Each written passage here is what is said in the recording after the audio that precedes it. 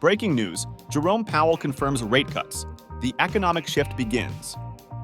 Jerome Powell has confirmed the start of interest rate cuts in the U.S. during the Jackson Hole Economic Symposium. The Federal Reserve Chairman expressed readiness to combat the cooling labor market. Powell emphasized the need to adjust monetary policy, stating that the direction is clear, but the timing and pace of rate cuts depend on incoming data. The goal is to manage inflation without causing a recession.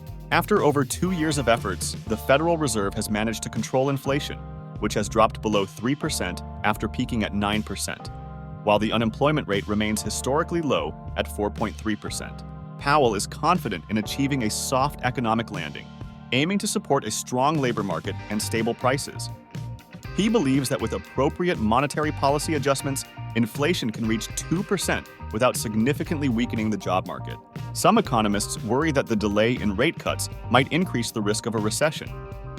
Powell prefers a cautious approach, acknowledging that inflation risks have decreased while employment risks have risen. The labor market has cooled, with the unemployment rate increasing to 4.3%, up from early 2023 levels.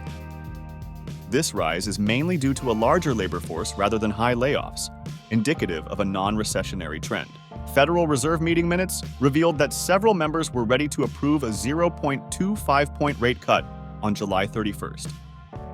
The majority also support a potential cut at the next meeting on September 18th, which markets expect. This would be the first rate cut since March 2020.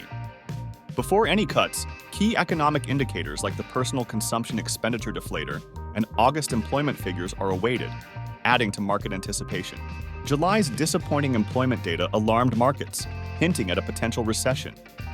Subsequent indicators showed consumer resilience, easing fears. But 4 months of rising unemployment keep investors on edge. The Federal Reserve has maintained interest rates at 5.25%, 5.50% since July 2023, the highest since March 2021, following aggressive hikes to combat 4-decade-high inflation. Powell acknowledged past errors in underestimating inflation's persistence.